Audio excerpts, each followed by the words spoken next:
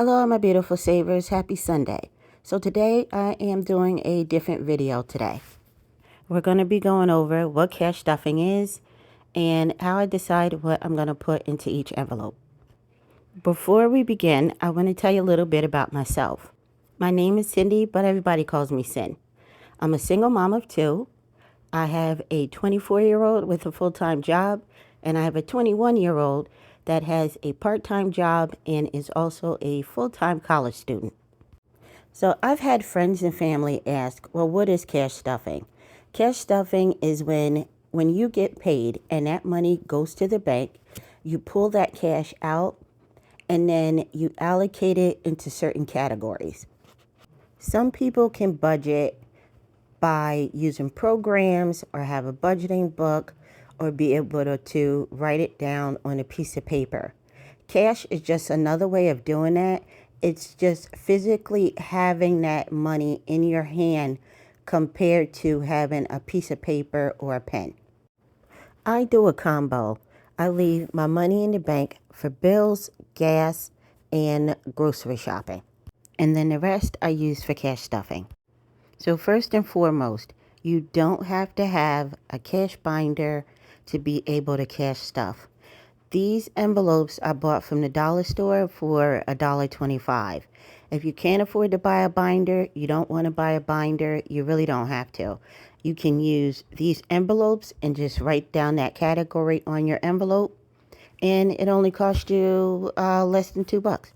So first thing I suggest if you are thinking about cash stuffing is get a piece of paper and write a list out. Before writing the list, I will say this. If you get overwhelmed easy or you feel like writing this list out may bring some kind of anxiety or something on for you, I would suggest this. Get 3 envelopes. 1 envelope for emergencies, 1 envelope for miscellaneous, and 1 envelope and write fun on it. The reason why I say those 3 envelopes is because unfortunately for all of us, at some point there is going to be some kind of emergency. Miscellaneous is so that way, as time goes on and something comes up, you have that money to be able to use. Say, for instance, you forgot it was somebody's birthday or you have to buy a new outfit. You can use that money in miscellaneous, and then you can also write it down on that envelope so that later on all right, I'm going to need another envelope eventually for clothes. I'm going to need a separate envelope for gifts once you get more into budgeting. And starting small this way doesn't feel overwhelming. And then the last one, the reason why I say fun is because, let's face it, budgeting after a while can get boring. So by you having that envelope for fun, that's something that you know that you're going to be able to look forward to. Whether that is just going out to go get your hair done, to going out with friends, to using it for vacation. And it doesn't even have to be fun that way. It could be something that you want to buy in your house. Some people like the furniture shop. So that may be fun for you to be able to just go in furniture shop. So that's why I suggest right now to start off with budgeting at least those 3 envelopes. Next is the list. I pulled this budgeting book out because it does have a lot of categories that honestly I forgot about myself. When you write your list out, there's going to be something that you forgot. Don't beat yourself up about it. Decide on your list. Do you want to do cash stuffing for your bills plus the other stuff, or just the other stuff like I have myself? So on your list, here are a few things that sometime you can forget about when you're writing your list to be able to decide, do you want an envelope for it? So you have insurance. There's car insurance, apartment insurance, homeowners insurance. If you go to the movies, vacations, hobbies, subscriptions, let's see, lessons. Are you part of any kind of gym or spa? When I say lessons, I'm talking about tutors, guitar, horseback, swimming, all those different kinds of lessons. Are you going to need glasses? Are your kids going to need clothes? Are they going to need glasses? Does everybody need haircuts, a babysitter, camp, giving, charities, religion, political, clothes for you or for your loved ones?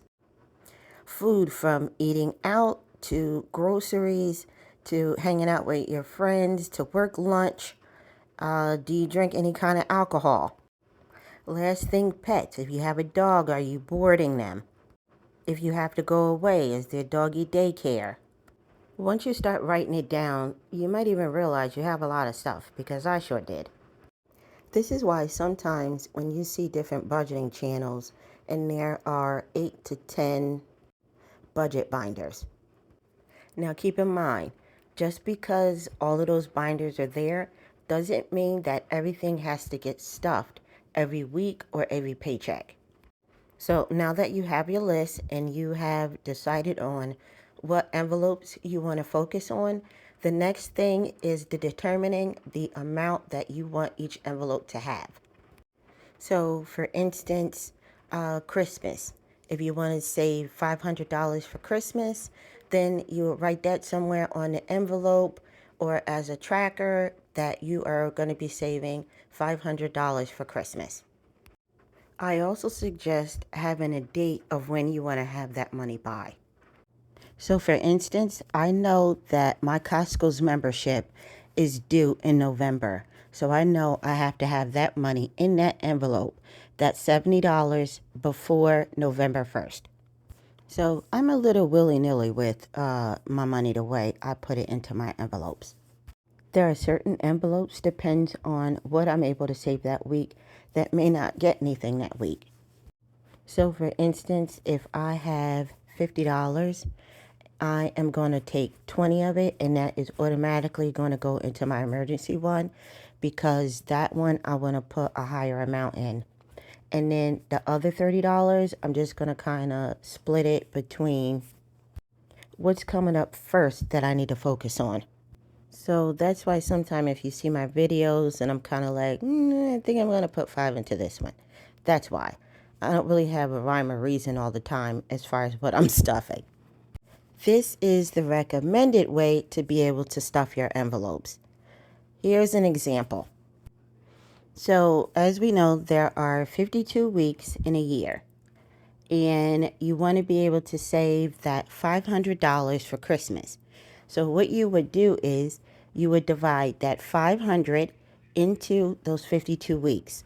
And that will give you $9.61. Which means every week you'll be stuffing that $9.61. So that way at the end of the year for December, you will have that $500. You don't have that long? No problem. Same thing. Say you have 3 months.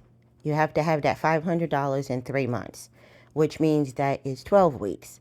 So you're going to do the same thing. You're going to divide that 500 into that 12 weeks, which will give you, I wrote it down wrong, I think it's like $42, which means those 12 weeks, you would still have $500.